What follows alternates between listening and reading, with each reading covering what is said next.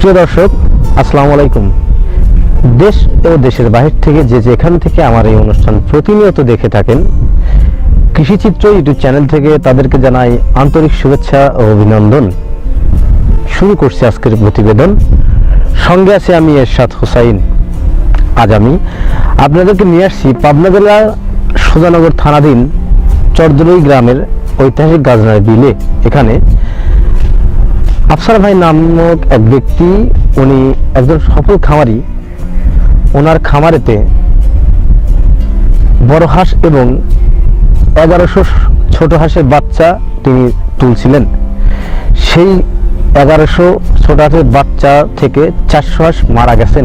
কি কারণে মারা গেছেন এবং এই 1100 হাঁসের বাচ্চা পালন করে তিনি কত বড় ক্ষতির সম্মুখীন হয়েছেন, সেই কথাগুলোই শুনবো খামারির মুখ থেকে।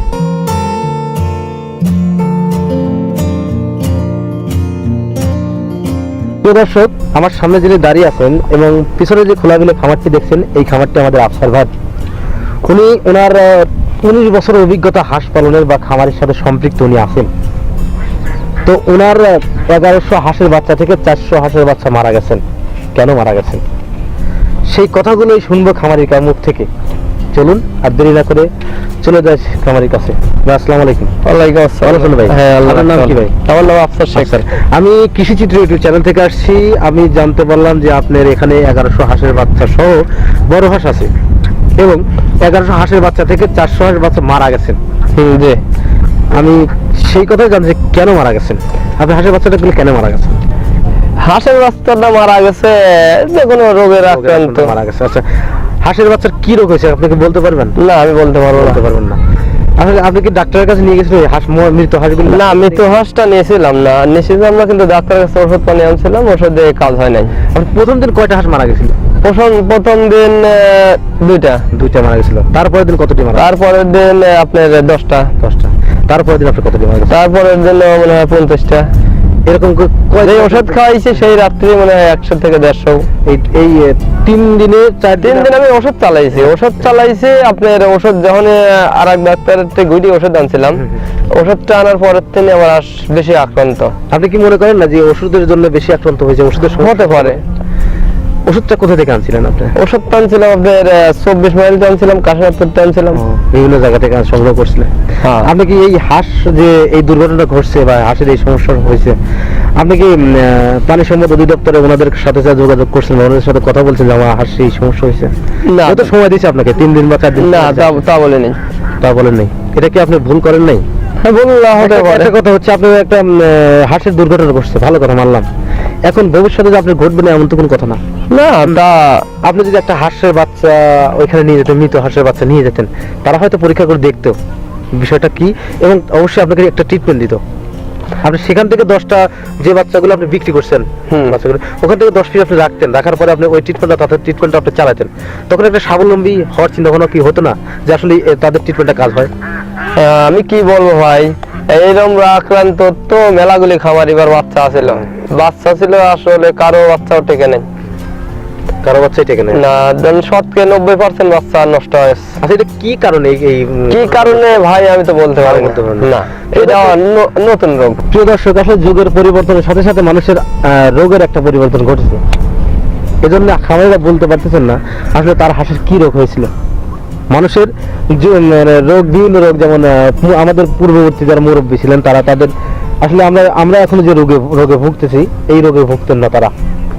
কেন এই ধরনের কিছু হয় আসলে আমরা নিজে থেকে বুঝতে পারি যে আমাদের খাবারের পরিবর্তন ঘটছে, তারপরে বিভিন্ন মেডিসিনের খাবারের মধ্যে ঢুকতেছে, এজন্য বিভিন্ন রোগের আক্রান্ত হচ্ছে।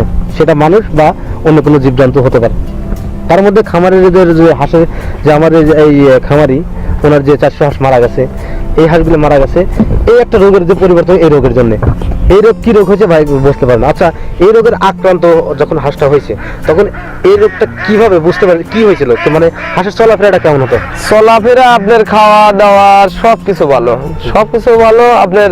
আর যখন দৌড়াতো না, দৌড়ানোর পরেই আপনার মাথাটা আগে মাটির নিচে হতো, নিচে হয় উল্টি দেয়, পা উপরে দিয়ে।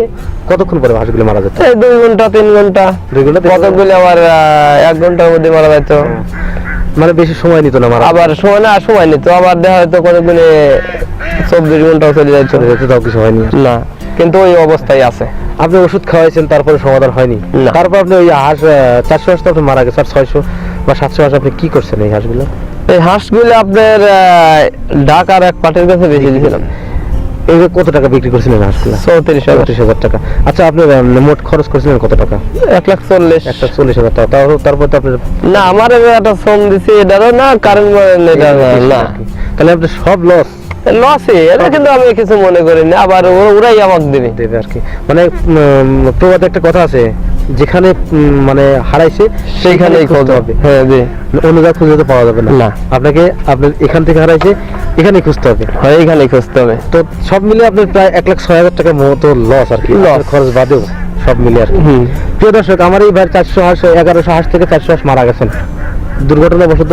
তার যে রোগটা হয়েছিল, এই রোগটার লক্ষণটা হচ্ছে হাঁস সামনের দিকে আগাতো এবং উপর দিকে পা দিয়ে হাঁটাহাঁটি করে মারা যেতেন। এটা হচ্ছে রোগের লক্ষণ। তারপরে ওই খামারি উনি খামারটা পরিচালনা করছেন। আচ্ছা, আপনি মনে কি একবার হিংসা নেই যে যেখান থেকে যেটা চলে গেছে না। হাঁসের খামারটা আমরা না, ব্যবসায়ী তো লাভ লস। এই ব্যবসা ধরেন যে করতে গেলে পরে আগে লসের হিসাবটাকে করে এই ব্যবসা করা লাগে। তবে ঠিক আছে, হাদিস কোরআনে একটা কথা আছে যে লব ব্যবসাটা হালাল করছেন। কেন করছেন? কারণ তার মধ্যে লস আছে এবং লাভ আছে। এজন্য ব্যবসাটাও হালাল করছেন। সব মিলে তারপরে আপনি খামারটি আবার করবেন। আচ্ছা, আবার বাচ্চা তুলবেন কবে? চৈত মাসের 10 দিন যাতে।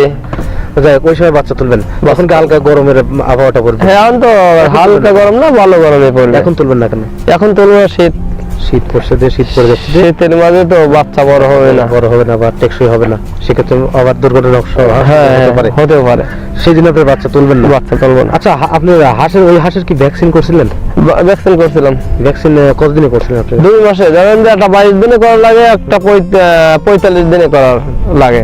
কিন্তু আমি ভ্যাকসিন পাইছিলাম না, এখন ভ্যাকসিনটা আপনার পাইছিলাম এই 58 দিন বয়সে। হাঁসের বয়স তখন 58 দিন। নিজেই করেন? আমি নিজেই করি। আচ্ছা, ভ্যাকসিন তো করেন, তো আপনি কি মনে করেন না এই ভ্যাকসিন যখন দেরিতে দিলেন এজন্য রোগের আক্রান্ত হতেও পারে? এজন্য হতে পারে।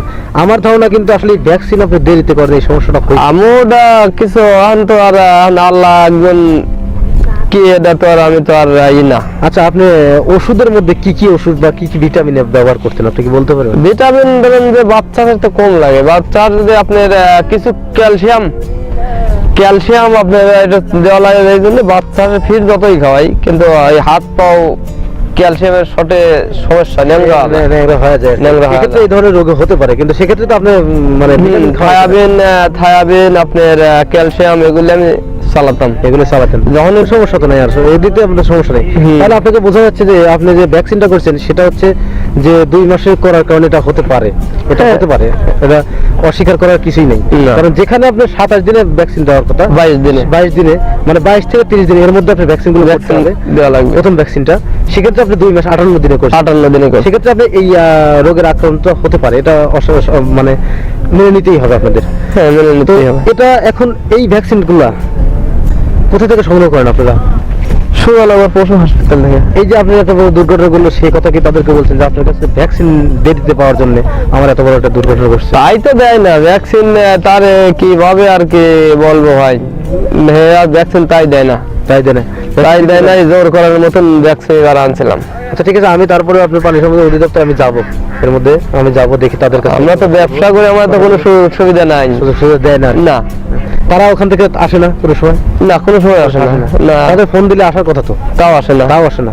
ফোন দিলে কি রিসিভ করে তারা? হ্যাঁ, রিসিভ করে এই কয় যে এটি খাওয়াও, কিন্তু আমি তো সেটা তো সিনেরা তো আমার জন্যই তো ডাক্তারি করতেছে নাকি। অবশ্যই আপনাদের সেবাতে তারা আমার সেবা দেওয়ার জন্যই সে জিনিসটা উনিরা তো যখন জানবি ফোন দেবো যে এরকম সমস্যা, উনিরা তো একজন আসবেও না, ওই বলবি যে এটা খাওয়াও গা, ঠিক হবে না, ঠিক নাহলে ফোন দেও। হাঁসের রোগ হয়েছে আপনার জ্বর, আমি তার লগে আপনার আগার ছাড়তেছে না। দর্শক, আসলে উনি যে আমাদের সোজানগরে পানি সম্পদ অধিদপ্তর আছে, এখানে উনিরা যান বিভিন্ন রোগের আক্রান্ত হাঁস হলে সেখানে ওষুধ সংগ্রহ করতে যান। কষ্ট করে তারা যান। যে নিয়মটা ছিল আসলে ওই সুজনবী অধিদপ্তরের যে কর্মকর্তা তারা আসবে, সরজমিনে হাঁসগুলো দেখবে, দেখার পরে খামারিদের পরামর্শ দেবে এবং তাদের নিয়মে ওষুধগুলো চালাবেন, এই ওষুধগুলো তারা দেবেন। এই নিয়মটাই ছিল হাঁসের এই দপ্তরের অধিদপ্তরের কর্মকর্তাদের। কিন্তু তারা আসেন না, তারা তাদের কাছে ফোন দিলে তারা বিভিন্ন পরামর্শ দেন। কিন্তু আসলে একটা রোগ হয়েছে হাঁসের, সেই রোগটা খামারিরা বলতে পারবে এরকম, কিন্তু আমাকে অবশ্যই দেখতে হবে যে সরজমিনে হাঁসের কি রোগ হয়েছে এবং কি হয়েছে।